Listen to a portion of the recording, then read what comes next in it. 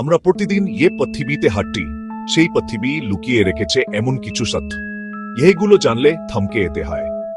এই গ্রহে এমন জায়গা আছে এখানে কম্পাস কাজ করে না, দিক হারিয়ে ফেলে মানুষ, আর প্রশ্ন জাগে, এটা কি শুধু চাহমকত্ব?